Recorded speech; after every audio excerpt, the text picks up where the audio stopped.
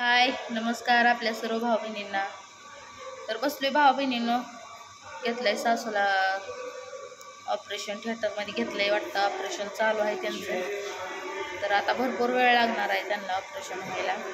बसलोय आता आम्ही बाहेर. बघू आता देवाचं तर आपलं नामस्मरण आपलं करतोयच, पण आपल्या नामस्मरणाला यश नक्कीच देणार आहे स्वामी समर्थ महाराज. त्यांना दया का नाही येणार, येईलच. बसले आता देवाचं नाव घेत भावा बहिणीनं. आत्याला पण म्हणलं, आत्या घाबरत होत्या म्हणल्यानंतर तिथं आम्ही काय केलं, मी त्यांना नंतर फोन लावला होता. मी एकटी वर होती, ही तिघंजण खाली होती तिथं ऑपरेशनच्या तिथं. मग ह्यांना मी सांगितलं, ह्यांना मी फोन करून, म्हणजे आत्याचा मोबाईल माझ्याजवळ होता, मी त्यांना फोन केला. तोपर्यंत त्यांना ऑपरेशनला घेतलं नव्हतं. त्यावेळेस मी आत्याला पण बोलली, म्हणलं त्या बोलू द्या म्हणलं. खाली गेल्यानंतर तिथं ऑपरेशन घ्यायच्या आधी म्हणलं, हां फोनवर मी म्हणलं घाबरू नका. कसं असतं माहिती आहे का, घाबरल्यावर दाबा आल्यावर छातीवर असं किती वाढतं. म्हणलं काय नाही, मला म्हणले हा हा करत होते नुसतं, मी बोलत होते. नाही मला बी वाटलं ऑपरेशनला घेतलं, पण ऑपरेशनला उशीर आला. पण राजू काय म्हणजे मी साधारणपणे थांबले करता गेला आहे, एक 10-15 मिनिटं थांबले. तिला लय समजून सांगितलं. ज्यावेळेस मी पहिल्यांदा गेले त्यावेळेस ती काहीच बोलली नाही, गप्प होती. म्हणजे मला लय कसतरी व्हायला लागलं. म्हणलं काय होते गाई, तर म्हणजे की मला लय कसतरी व्हायला लागलं. पण म्हणलं होतंय काय तिथे सांग, म्हणजे माझं सकाळपासून काय नव्हतं खाया पियाला. म्हणल्यानंतर त्यांना म्हणजे माझा गळा गेले सुकलाय, आणि त्यात सलाईन पण दिली बाबा. एक अर्धा तास सलाईन चालू असल्यानंतर भावा बहिणीनं शरीरात पाणी जात राहतं. मग ते पाणी नसल्यानंतर ती पाणी तहान भूक लागत नाही. ज्यावेळेस सलाईन आपले बंद असतील, न पाणी न जेवण खाऊन नसले की मग त्या कोरड पडती, नरडं सुकं पडतं. तसं आता बरं झालं. मग आता इथून काढून सलाईन नेल्यानंतर खाली नेल्यावर तिला वेळ लागला होता ना थांबायला. मग तुम्हाला सांगते ती नरडं सुकलं होतं. मग एकदा ताई गेल्या होत्या वाटतं त्यांना जवळ भेटायला, तर काय बोलल्या नाही त्याला गेले असं, म्हणजे त्यांच्या आवाजच नरड्यातनं निघला नाही. ते सुकं नरडं पडल्यामुळं तिला हसायला लावलं राजेला. म्हणलं की हस म्हणलं, थोडं हस म्हणलं आमच्यासमोर हस. तिला हातात हात घेतला, हातात हात माझ्या दिला, हसायला लावलं. म्हणजे बळजबरीनं हसायला लावली त्याला. आम्हाला वाईट नाही वाटावं म्हणून हसली ती, तेवढंच भारी पडलं. तिला म्हणलं टेन्शन घेऊ नको, देव सगळं चांगलं करत म्हणून, अजिबात टेन्शन घ्यायचं नाही. आम्हाला वाटतं की आत नाही म्हणून ती इतक्या उशीर जर व्यक्ती राहिली असते तर भाऊ बहिणी अजून गेले गेली असते. पण मी 10-15 मिनिटातच मला म्हणजे कसं ऑपरेशन थिएटरमध्ये म्हणलं, मला ती दुसरं पीक बघून मला अजून मला कसं व्हायला लागलं होतं. मग मी बाहेर येऊन बसली, मी लय वाटत बसली म्हणजे आम्ही बाहेरच होतो. पण राजून आयला नाही सोडलं.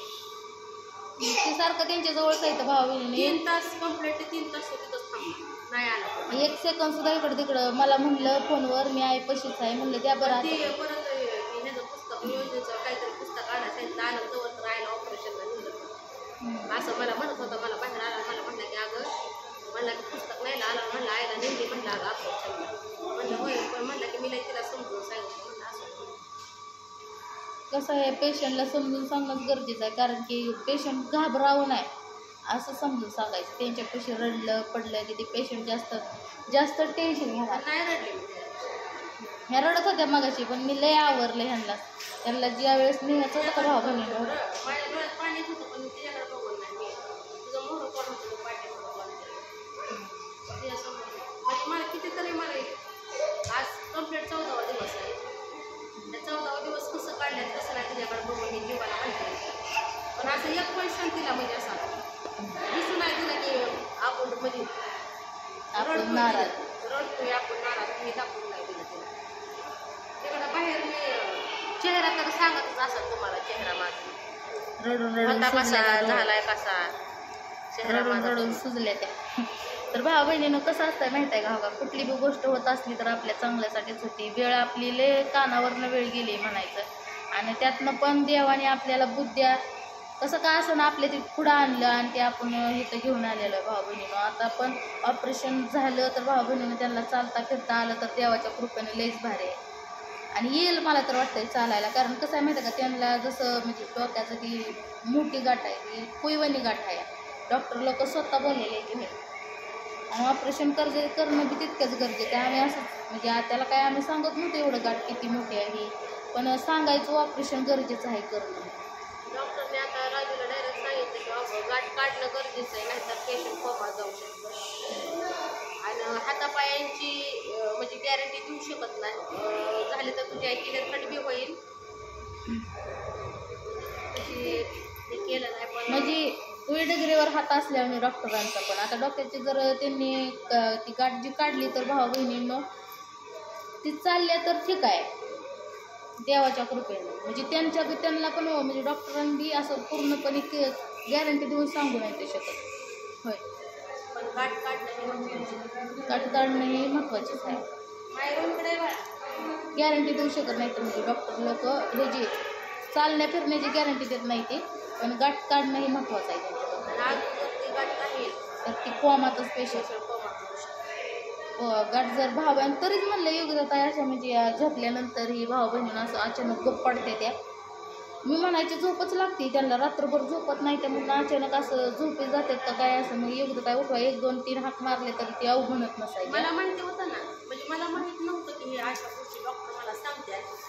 पण भावा बहिण ज्या टायमाला आहे अशी एकदम गाठ झोपायचे एकदम गाठ, त्या टायमाला मी तिला झोपू देत नव्हती. मी तिला उठवायची लगेच. माझ्या जीवात ते पिंकीला माहिती आहे, पिंकी मी तिला झोपू द्यायची हे उठवत राहायच्या सारखं. मी तिला उठवायची. मी म्हणायचे रात्रभर झोपत नाही आणि थोडा डोळा लागला की योग्य काय उठवते ते असं मला वाटायचं. डोळा लागत असेल त्यांचा आणि अचानक उठवल्या माणूस 1 2 हाका मारल्या उठत नाही ना. मग काय नव्हती चांगल्या 5 5 6 जरी हाका मारल्या तर ती उठत नव्हती. मग मी तिला ए आय आय आय आय आय करून तिला उठवायची. आय आय आय आय आय उठकी उठकी. मग तिला मी म्हणायची पलीकडे सरकी अलीकडे सरकी. मग तिला काय सांगायचं. मी तिला गाडी झोपली का नाही की मला असं भीती वाटायची माझ्या मनात. तिला उठवायची सारखी असं करायचं. आणि जवळ आहे तुम्हाला सांगते दवाखान्यात नाही ना आहे.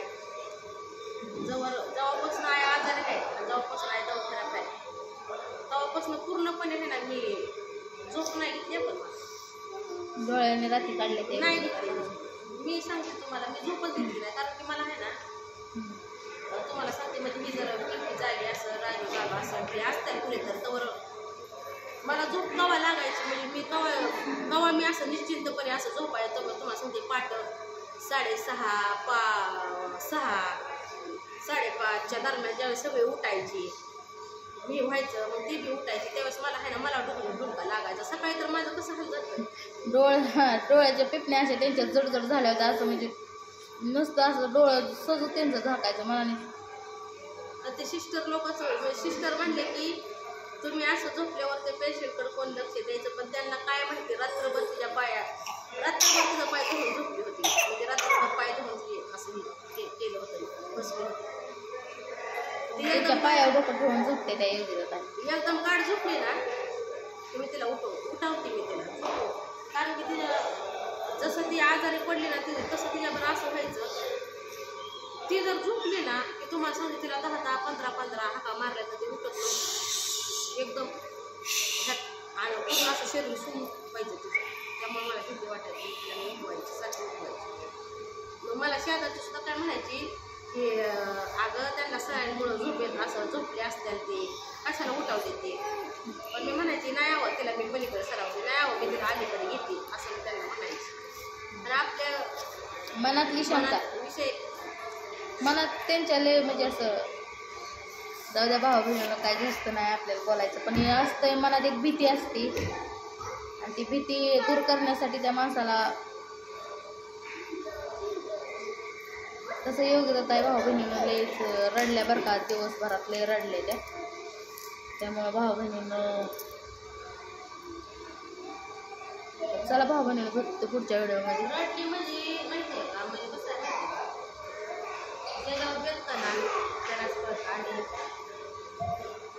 जसं समजतंय जसं असं बोलायसारखे लय गोष्टी येतं माझ्याकडे. पण मला बोलायचं मी अजिबात बोलणार कधीच मी बोलणार. फक्त मी माझ्या मनात गोष्टी ठेवणार. आणि आताचा प्रसंग जे आहे ना हे बोलायचं नाही चालायचं ह्यात आपल्याला आईला पहिल्यासारखं करायचं.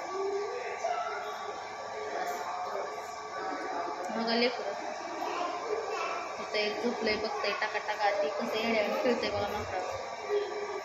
मायरू इतकी खेळकट झाली ना भावा बहिणीनं मैंदूळ तिला खेळायला लागते नुसतं येण्यागत कुठं बी खेळत असते. तर चला भेटू पुढच्या व्हिडिओमध्ये. बाय.